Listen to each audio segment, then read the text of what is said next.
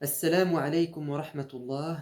Comment allez-vous, chers enfants? J'espère que vous êtes tous en bonne santé.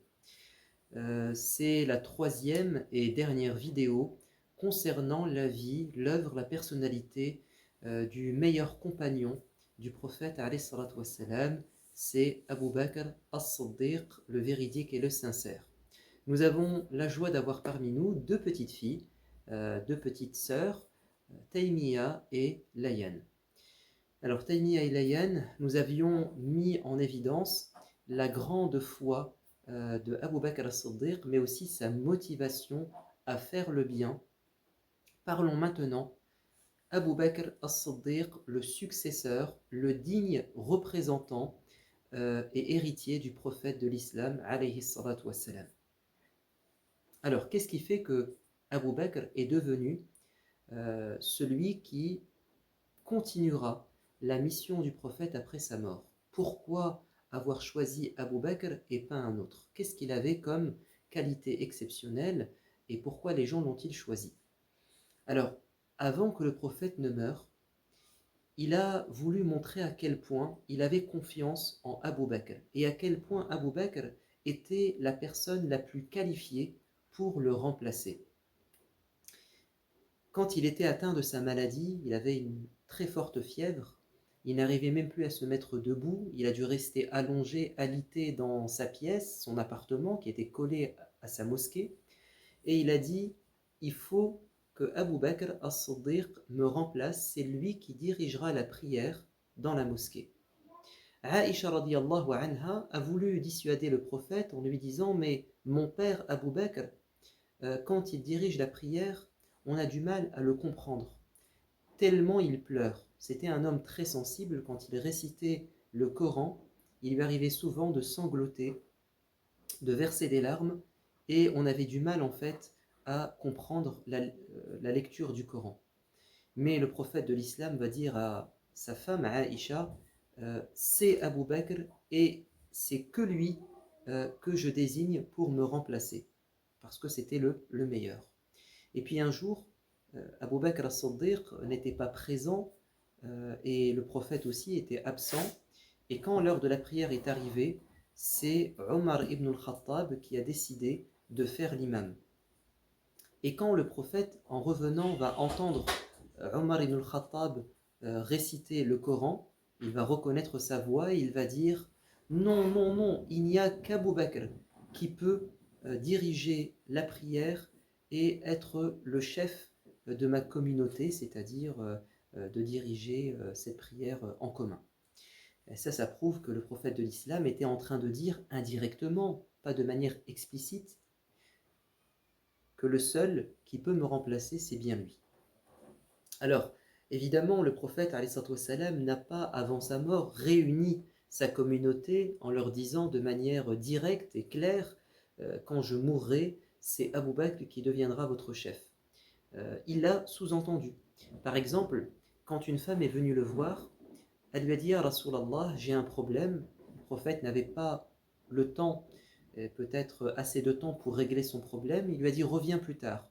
La femme va dire, oui, mais si je reviens que tu n'es plus là, tu as disparu, tu meurs. Vers qui devrais-je me retourner? Et le prophète va lui dire, si je ne suis plus présent, alors je te recommande de consulter, de revenir vers Abu Bakr. Comme si le prophète savait qu'après sa mort, celui qui deviendrait le chef, c'est Abu Bakr as-Siddiq. Le prophète n'a pas nommé Abu Bakr comme étant le chef après lui. Vous savez pourquoi? Parce que s'il l'avait fait, peut-être que les gens auraient cru que le président, le chef d'État, doit avant sa mort désigner son successeur. Mais ça, on l'appelle comment? On appelle ça de la dictature. Quand tu ne laisses pas les gens choisir leur chef, mais que tu leur imposes une personne, peut-être que les gens ne sont pas tous d'accord, ça s'appelle de la dictature, de la tyrannie. Le prophète ne voulait pas que les gens, on leur impose quelqu'un. Il voulait que ça vienne de leur propre choix. On appelle ça la concertation, la consultation. On demande aux gens leur avis et la majorité l'emporte. Raison pour laquelle, quand le prophète va décéder, les gens vont se réunir dans un endroit et chacun va donner son opinion. Les habitants de Médine voulaient que le remplaçant du prophète bien-aimé, ça soit un Médinois, une personne parmi les Ansar. Tandis que les exilés de la Mecque, les Muhajiroun, ceux qui ont été expulsés de la Mecque, faisant partie de Quraysh, eux voulaient que ça soit un homme parmi eux, parmi les Qurayshites. Et certains disaient, on va avoir deux chefs, un chef parmi les Médinois, les Ansar, et un chef parmi les réfugiés de la Mecque, les Muhajiroun. Omar ibn al-Khattab nous rapporte que devant cette polémique, ce débat interminable, où personne n'arrivait vraiment à l'emporter, il a décidé de prendre la parole et de dire, écoutez, je vous propose de choisir Abu Bakr comme notre successeur. Abu Bakr as-Siddiq, juste avant, il avait pris la parole et lui-même avait dit, je vous propose Omar et Abu Ubaïda ibn al-Jarrah, je vous propose que ça soit l'un des deux votre chef. Abu Bakr ne s'était même pas présenté, proposé. Mais Omar va dire non, il n'y a que toi qui peux véritablement faire consensus, c'est-à-dire que tout le monde soit d'accord, content que tu sois le chef, parce que tu es le meilleur parmi nous. Tu es, on dit les gens, celui qui a accompagné le prophète lors de la hijra, il t'a choisi toi, Allah t'a choisi toi pour accompagner son prophète. Tu es celui qui l'a remplacé quand il était malade pour la prière, et ça prouve que tu es le meilleur d'entre nous et que tu es celui que Dieu et son prophète espèrent comme chef parmi nous. Et finalement, tout le monde va lui prêter serment, c'est-à-dire lui promettre de lui obéir et lui dire qu'ils sont satisfaits de le choisir comme chef. Abu Bakr as-Siddiq va donc être le premier calife de l'islam, le premier successeur du prophète. Et dans son premier discours, devant sa communauté, il va leur dire, écoutez, vous m'avez choisi pensant que je suis le meilleur parmi vous. Et vous voulez de moi que je sois comme le prophète. Mais je vous dis dès à présent que je ne pourrai pas être comme le prophète. Je ne suis pas parfait. Car le prophète de l'islam, lui, à la différence de moi, Allah Azzawajal était là pour l'accompagner. Il lui envoyait l'ange Jibril pour lui indiquer parfois la vérité. Moi, je peux me tromper. Alors je vous dis que j'essaierai d'assumer ma responsabilité, d'être le meilleur, mais si vous voyez que je m'écarte de la vérité, je compte sur vous pour me corriger. Vous voyez à quel point Abu Bakr as-Siddiq était humble, modeste, et à quel point il était sincère. On a bien compris que ce n'était pas quelqu'un qui cherchait le pouvoir, c'était quelqu'un qui avait compris que c'était une responsabilité et qu'elle allait être très lourde et qu'il attendait de ses sujets, de ses citoyens, qu'ils l'aident dans cette mission difficile. Abu Bakr as-Siddiq, c'était donc le digne successeur du prophète, et c'est en même temps, nous allons le voir, l'homme de toutes les situations. À chaque fois qu'il y a eu pendant son califat qui a duré 2 ans, il va être chef pendant 2 ans, à chaque fois qu'il y a eu des chantiers difficiles, des obstacles, il a été l'homme de la situation, c'est-à-dire il a su apporter la solution et prendre les bonnes décisions. Premier exemple, quand le prophète est décédé, un lundi, Abu Bakr as-Siddiq était en dehors de Médine. Et Omar ibn al-Khattab, quand il a entendu les gens dire le prophète est mort, il a pris la parole et il a dit « Taisez-vous, vous êtes des hypocrites, vous ne pouvez pas prétendre que le prophète est mort. Oui, le prophète n'est plus là, mais c'est comme Moïse, Moussa alayhi salam, Allah l'a appelé à lui, comme il a fait avec Moussa pendant 40 jours afin qu'il discute avec Dieu, mais il va revenir. Celui qui prétend que le prophète est mort, gare à lui, je vais m'en prendre à lui. » Donc Omar, par son charisme, il était craint, respecté, il a réussi à faire taire les gens. Mais quand Abu Bakr est arrivé, il est rentré dans la pièce où était allongé le prophète, il a retiré le drap, il l'a embrassé entre les 2 yeux, il lui a dit « Tu sens bon, prophète, tu sens bon, vivant, et maintenant que tu es mort, tu sens tout aussi bon. » Et il va dire aux gens en sortant de la pièce « Omar, tais-toi et assieds-toi, écoute ce que j'ai à dire. » et il va citer un verset du Coran. وَمَا مُحَمَّدٌ إِلَّا رَسُولٌ قَدْ خَلَتْ مِنْ قَبْلِهِ الرُّسُلُ أَفَإِنْ مَاتَ أَوْ قُتِلَ انقلبتم عَلَى أَعْقَابِكُمْ. Il va réciter un verset du Coran où Dieu dit Muhammad, alayhi salatu wassalam, le prophète, il n'est qu'un prophète comme ceux qui l'ont précédé. S'il venait à mourir ou à être tué, est-ce que vous allez tourner votre veste? Est-ce que vous allez délaisser votre religion? Celui qui fait demi-tour et qui délaisse sa religion après la mort du prophète, alors il ne se fera du mal qu'à lui-même. Ce verset prouvait bien que le prophète allait mourir un jour. Omar a dit, quand j'ai entendu ce verset, c'est comme si c'était la première fois qu'il était descendu et révélé. Je suis tombé sur mes genoux et j'ai compris que le prophète était mort. Abu Bakr as-Siddiq va prendre des décisions très importantes.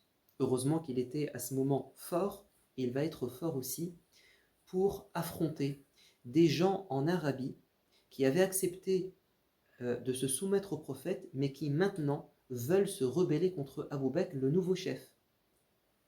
C'était des gens qui étaient faibles, malades du cœur, des hypocrites, des gens qui avaient des intérêts, qui voulaient prendre le pouvoir. Qu'est-ce que va faire Abu Bakr? Il va préparer une armée pour les attaquer. Vous aviez deux catégories de rebelles. Les premiers, ce sont ceux qui ont refusé de verser la zakat. La zakat, c'est une partie de tes économies que tu donnes chaque année aux pauvres quand tu es riche. Ils ont refusé de donner à Abu Bakr, à l'État, la zakat que lui devait redistribuer aux gens nécessiteux. Et ça veut dire que les pauvres vont rester sans nourriture et que les riches vont s'enrichir. Et c'est une obligation, tu n'as pas le droit de refuser de partager avec les pauvres. Donc Abu Bakr va dire, nous allons attaquer ces gens et les obliger à verser la zakat parce que c'est un impôt qui est obligatoire. Et il va réussir. La deuxième des choses, c'est que vous allez avoir des gens qui vont rejoindre ce qu'on appelle les faux prophètes. Il y a des gens qui se sont prétendus prophètes durant la vie du prophète et après sa mort. Et ils ont réuni leur peuple autour d'eux et ils vont combattre Abu Bakr as-Siddiq. Alhamdulillah, Abu Bakr va envoyer son armée pour combattre ces gens et il va réussir. Sauf que on va essayer de lui dire ne fais surtout pas ça parce qu'à Médine il n'y aura plus de soldats. La capitale est en danger.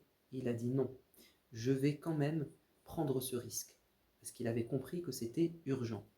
Et il a même décidé d'envoyer l'armée de Oussama ibn Zayd, qui était un compagnon qui avait 19 ans, qui avait été désigné par le prophète juste avant sa mort pour emmener une armée combattre les tribus arabes qui s'étaient alliées aux Byzantins, qui étaient des ennemis du prophète. Et Abu Bakr a dit, je vais dire à Oussama de continuer l'expédition militaire et faire la bataille. Ça veut dire que presque plus aucun soldat n'était là pour protéger la capitale. Mais il a dit, je le ferai car le prophète avait décidé de le faire. Abu Bakr as-Siddiq, parce qu'il a été fort, il a été clairvoyant, il a été sage, il a réussi à protéger l'État musulman de tous ces mouvements de rébellion, de tous ces ennemis qui voulaient la fin de son État. Dernière chose qu'il a faite, donc il a préservé sa communauté de la division politique, il a aussi préservé la communauté de la division religieuse. Pourquoi? Beaucoup de compagnons qui connaissaient le Coran par cœur sont morts dans beaucoup de batailles.